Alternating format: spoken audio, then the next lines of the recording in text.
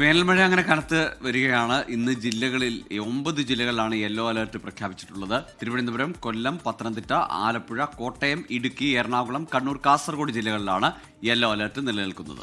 ഈ ജില്ലകളിൽ അടുത്ത 24 മണിക്കൂറിൽ വിവിധ ഇടങ്ങളിൽ ഒറ്റപ്പെട്ട ശക്തമായ മഴയ്ക്കും 40 മുതൽ 50 കിലോമീറ്റർ വേഗത്തിൽ ശക്തമായ കാറ്റിനും സാധ്യതയുണ്ടെന്ന് കേന്ദ്ര കാലാവസ്ഥാ വകുപ്പ് അറിയിച്ചിട്ടുണ്ട്.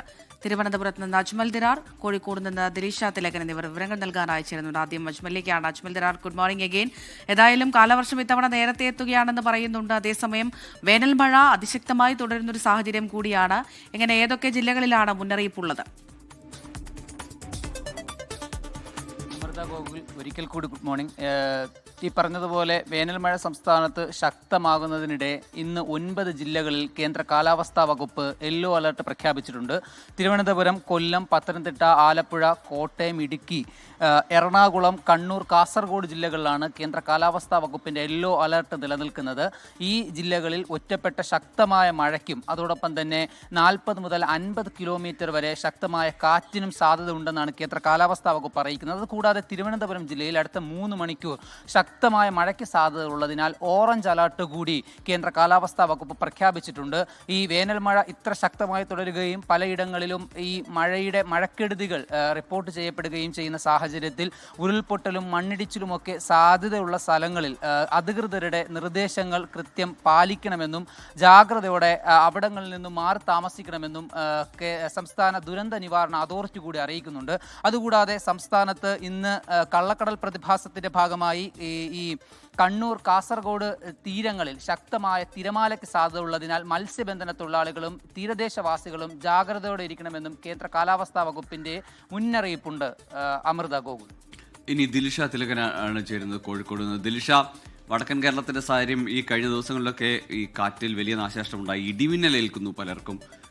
ഇന്ന് ഏതൊക്കെ ജില്ലകളിലാണ് മുന്നറിയിപ്പ്? എന്തൊക്കെ മുൻകരുതലുകൾ സ്വീകരിക്കണമെന്നാണ് നിർദ്ദേശം?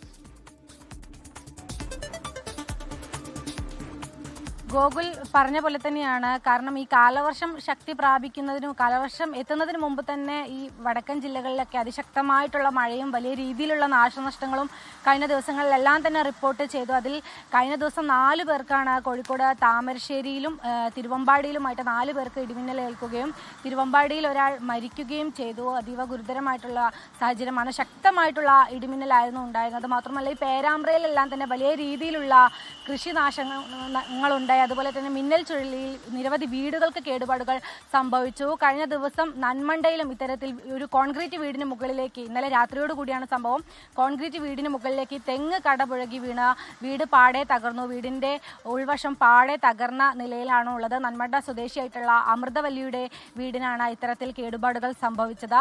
ഇതിൽ മലയോര മേഖലയെക്കുറിച്ച് എടുത്തു പറയുകയാണെങ്കിൽ ഒരു ചെറിയ മഴ പെയ്താൽ പോലും വലിയ രീതിയിലുള്ള നാശനഷ്ടങ്ങൾ ഉണ്ടാകുന്ന ഒരു സ്ഥലമാണ് ഈ വടക്കൻ ജില്ലകളിലെ മലയോര മേഖല എന്ന് പറയുന്നത്. അവിടെയൊക്കെ തന്നെ ചെറിയ മഴ പെയ്താൽ പോലും വലിയ രീതിയിലുള്ള നാശനഷ്ടങ്ങളും മറ്റും സംഭവങ്ങളും റിപ്പോർട്ട് ചെയ്യുന്നുണ്ട്. ഇതിൽ നഗരപ്രദേശങ്ങളിലേക്കൊക്കെ വന്നു കഴിഞ്ഞാൽ ചെറിയൊരു മഴ പെയ്താൽ പോലും വലിയ രീതിയിലുള്ള വെള്ളക്കെട്ടുണ്ടാവുന്ന സാഹചര്യങ്ങളിലേക്ക് കാര്യങ്ങൾ കടന്നു പോകുന്നുണ്ട്. കഴിഞ്ഞ ദിവസങ്ങളിലെല്ലാം തന്നെ വലിയ രീതിയിലുള്ള മഴ ഉണ്ടായിരുന്നെങ്കിലും ഇന്നലെ മഴയ്ക്ക് ചെറിയ കുറവുണ്ടായിരുന്നു. എന്നാൽ ഇന്ന് പുലർച്ചയോടുകൂടി വീണ്ടും മഴ ശക്തി പ്രാപിക്കുന്ന ഒരു സാഹചര്യമാണുള്ളത്. അതിൽ പെരുവയൽ ഭാഗത്തൊക്കെ തന്നെ വലിയ രീതിയിലുള്ള നാശങ്ങൾ കൂടി റിപ്പോർട്ട് ചെയ്തിട്ടുണ്ട്.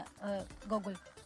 ശരി, ദിലിഷ തിലകനും അജ്മൽ ദിറാറുമാണ് വിവരങ്ങൾ നൽകിയത്. ഏതായാലും മുൻകരുതലുകൾ സ്വീകരിക്കുക. മഴ ചൂടിനൊരു ആശ്വാസമാണെങ്കിലും പലയിടത്തും വലിയ നാശനഷ്ടങ്ങളും ഇടിമിന്നലും ഉണ്ടാവും. അത് ഉണ്ടായിട്ടുണ്ട്. അതുകൊണ്ട് തന്നെ ഇടിമിന്നൽ പ്രത്യേക ജാഗ്രത പുലർത്തണമെന്ന നിർദ്ദേശം കൂടിയുണ്ട്.